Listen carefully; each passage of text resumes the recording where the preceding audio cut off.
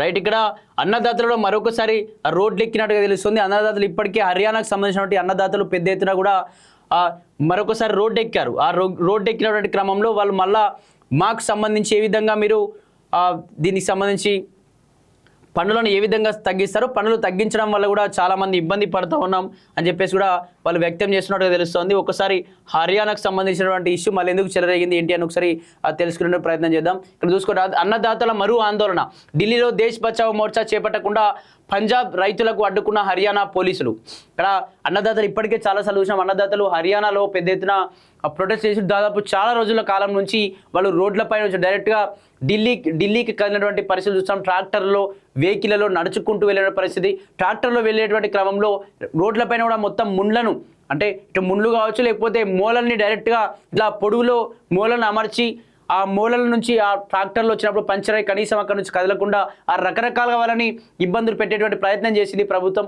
Police బలగాలు అయితే ఇష్టానురీత్యా కూడా రైతులను చూడకుండా వాళ్ళందరినీ కూడా రక్తాల చెల్లడ, ఏదైతే కాంగ్రెస్ జనతా పార్టీ చలో పార్లమెంట్ పిలిపించినప్పుడు ఏ విధంగానైతే ఈ దమనకాండ జరిగిందో దానికి రెండింతలు కూడా ఆ రోజు జరిగింది. కనీసం రైతులను చూడకుండా వాళ్ళ యొక్క ట్రాక్టర్ల యొక్క ఇంజన్లు తీసేస్తూ లేకపోతే ట్రాక్టర్లను పంచలు చేసేస్తూ మొత్తం కూడా రోడ్లపైన ముండ్ల కంచెలు మూలలను అమరుస్తూ వాళ్ళందరిపైన రబ్బర్ బుల్లెట్లు, బాష్పాయిలు ప్రయోగిస్తూ అందరినీ చాలా ఇబ్బందులు గురిచేటువంటి పరిస్థితి చూస్తున్నాం. దానికి సంబంధించి సరే ఆ ఇష్యూ చల్లారింది అనుకునే లోపే మళ్ళీ అన్నదాతలు మరొకసారి రోడ్డు ఎక్కినట్టు తెలుస్తోంది.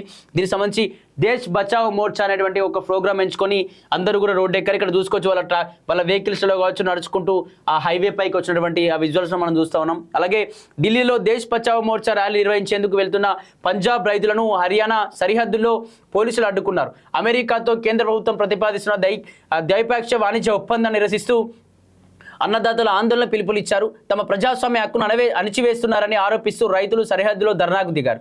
అయితే ముందస్తుగా అరెస్ట్ చేసిన రైతు నాయకులందరినీ విడుదల చేయాలని కేంద్రం వ్యవసాయ మంత్రి శివరాజ్ సింగ్ చౌహాన్తో చర్చలు ఏర్పాటు చేయాలని హర్యానా ప్రభుత్వం హామీ ఇవ్వడంతో మధ్యాహ్నానికి నిరసనకారులు తాత్కాలికంగా వెనక్కి తగ్గారట.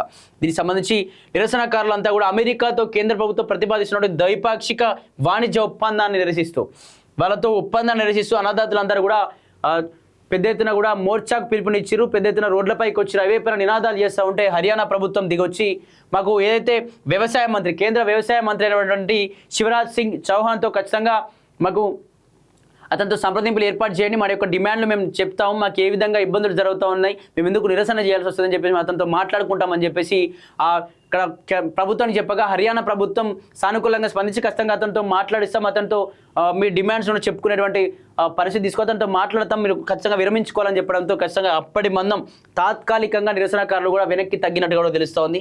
అమెరికా ట్రేడ్ డీల్పై ఆగ్రహం. భారత్ అమెరికా సంయుక్త ప్రకటన ప్రకారం 2026 ఆఖరు నాటికి మొదటి విడత ద్వైపాక్షిక ఒప్పందాలపై సంతకాలు జరగాల్సి ఉండగా దీన్ని రైతు సంఘాలు తీవ్రంగా వ్యతిరేకిస్తున్నారు. అమెరికా నుంచి వచ్చి సబ్సిడీ సోయాబీన్, మొక్కజొన్న, పత్తి, బాదాం, పాల ఉత్పత్తులకు తక్కువ పన్నులతో భారత మార్కెట్లు తెరిస్తే దేశంలో కోట్ల మంది చిన్న సన్నకారు రైతులు నిలదొక్కుకోలేని ఆందోళన వ్యక్తం చేస్తున్నారు.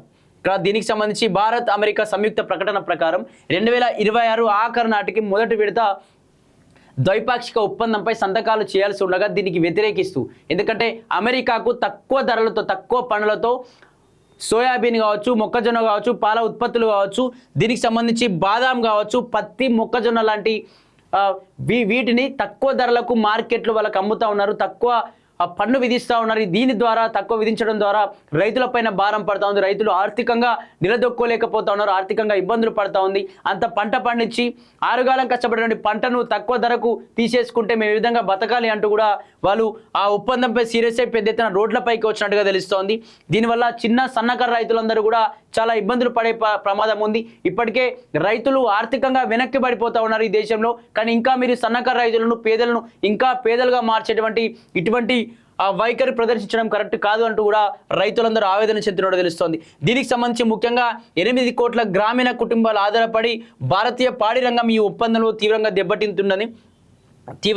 దెబ్బతింటుందని రైతుల నాయకులు హెచ్చరిస్తున్నారు. ఒప్పంద వివరాలను రహస్యంగా ఉంచకుండా ప్రజల ముందుంచాలని, వాటాదారులతో మాట్లాడకుండా ఏ సంతకాలు చేయవద్దని డిమాండ్ చేస్తున్నారు. ఒకవేళ తమ అభ్యంతరాలను పక్కన పెట్టి డీల్ దిశగా ముందడుగులు వేస్తే నిరసనను దేశవ్యాప్తంగా మరింత ఉధృతం చేస్తామని రైతులు హెచ్చరిస్తున్నట్టుగా తెలుస్తోంది. దీనికి సంబంధించి సన్నకారు రైతులు అందరూ కూడా ఇంకా ఆర్థికంగా వెనక్కబడేటువంటి ప్రమాదం ఉంటుంది. దాదాపు 8 కోట్ల గ్రామీణ కుటుంబాలు ఈ పాడి పరిశ్రమ మీద ఆధారపడి ఉన్నాయి. వాళ్ళందరూ కూడా పాల ఉత్పత్తులు మీరు తగ్గించడం ద్వారా, పాల ఉత్పత్తులు పెరిగి వాటికి డిమాండ్, దీనికి సంబంధించి ధరను తగ్గించడం ద్వారా కూడా అందరూ ఇబ్బంది పడేటువంటి పరిస్థితులు ఉంటే ఖచ్చితంగా ప్రభుత్వం ఈ ఒప్పందాన్ని వెనక్కి తీసుకోవాల్సిందే, మాతో చర్చలకు సిద్ధం కావాల్సిందే అని చెప్పేసి కూడా హర్యానాకు సంబంధించినటువంటి నిరసనకారులు కూడా మళ్ళా పెద్ద ఎత్తున రోడ్లపైకి వస్తున్నట్టుగా కూడా అక్కడ మనకు కనిపిస్తూ ఉంది.